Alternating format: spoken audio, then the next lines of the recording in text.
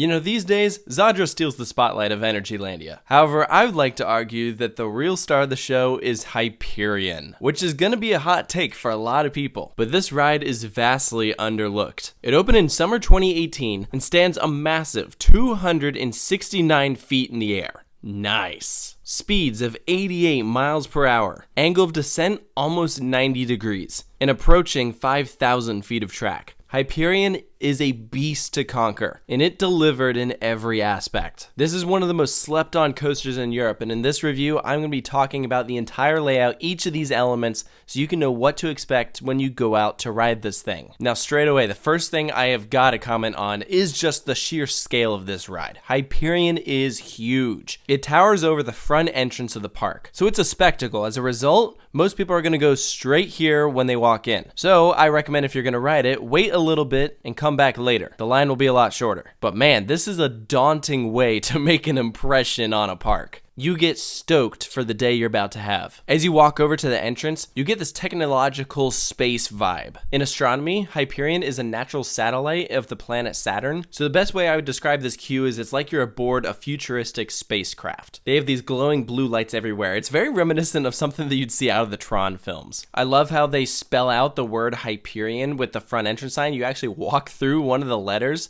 to get in, and then you begin walking. You're gonna go up, up, up, only to then go down, down, down. It sucks. I would argue this is the worst queue in the park, even worse than Zadra's. We went to Energylandia when it was fairly busy, and they didn't even begin to use a quarter of this queue. Like, if you didn't go up only to then go back down, it wouldn't be as bad. But man, they gotta do something about this, because it made rewriting this thing a pain. Now, much like Zadra, you're going to have your choice of which lane to wait in. There's a designated line for the front row, as well as for the middle of the train and the back of the train. I, of course, recommend riding this in multiple seats. Front row, I would best describe as a speed machine. You feel the raw force of this thing, and then back is where you're going to really get whipped through those airtime moments. So definitely do both. When you board your trains, I mean, first of all, these trains are huge. 4 across seating, the way they navigate the track is really kind of cool to look at. It is absolutely reminiscent of Skyrush. However, these are Skyrush trains 2.0. First of all, you're not going to get floorless wing seats like you do on Skyrush. So in that way, the edge seats on Skyrush do feel crazier than these. But they have absolutely improved on the restraint system. These are Terran style lap bars. You pull them down over you and you just feel completely free as you go through this layout. And you know, one of the big complaints that I've heard with Hyperion is that it's pretty rough. I personally would beg to differ. I didn't even think it was shaky. Maybe a bit on the wing seats, but not the way people describe it. That being said, if you are sensitive to that sort of thing, the edge seats are going to be rougher than the center seats. But it's still a pretty cool feeling being out over the edge. Again, not the same way Skyrush does, but it's still neat. When you dispatch out of the station, they pour a bunch of fog and smoke at you. You begin your climb up this enormous lift hill, 253 feet in the air. This ride feels like a giga coaster, because the only other attractions that are anywhere near this height in the park are all the way in the back with Zadra. So not only when you look at Hyperion, but also when you're on it, it feels like it could be, you know, a 300-foot ride. And the drop is nearly as big as Millennium Forces or Intimidator 305s. We're talking like a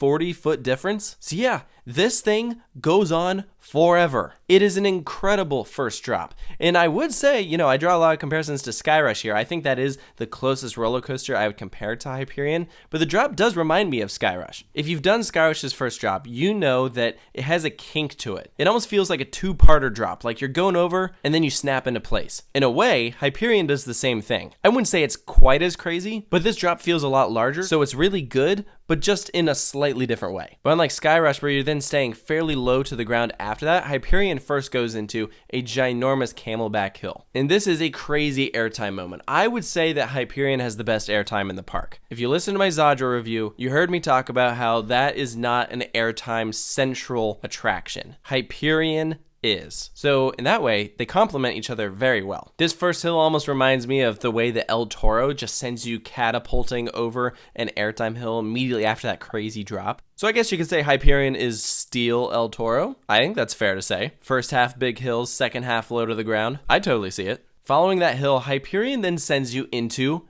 an inversion. Yes, you go upside down on Hyperion. It's with this turnaround. It's a dive loop. But to be honest, it doesn't really feel like an inversion. Like, you're like barely upside down, but man, is it hype. This dive loop hits so hard. You're just rocketing up to the sky and then you whip downwards, flying right up against the ground. It's such a sick element. Immediately following that, you go to a really low wave turn. It's this really cool twisting moment, and there's a couple of these on Hyperion, and it's part of why I really love what they did with the layout here. Hyperion combines large elements with compact ones. Parts of the coaster that stay really low, but still thrill you in some sort of way. So in this case, you're being turned sideways to the left. You level out and then do a little speed hill before the next big airtime hill. This one you get a bunch of floater. It's not quite as good as the first airtime hill that came right after the drop, but still really good. And you do one more large element before you stay low to the ground. And this is in a big turnaround. And you know, this overbank kind of feels like a cutback. But man, if that dive loop is considered an inversion, I mean, from certain angles, this thing kind of looks like one too. We have an ejector speed hill and then a sideways bank turn, pretty much a stangle dive. And all these bank turns are really whippy. It honestly reminds me of something you'd find on Maverick or Velocicoaster or yeah, Skyrush. And overall, it is just wild how fast you're going this low to the ground. Look at some of these moments. There's barely even support columns here because you are right up in the grass. You're banking to the right, you do a fast switch to the left and then back to the right, a twisted ejector hill, an airtime pop. This is where there would be some water effects. When I went, there was not. And then you do one last pop into the brake run. Those end to airtime hills are awesome. It's a great way to end out this experience. Hyperion is relentless from start to finish.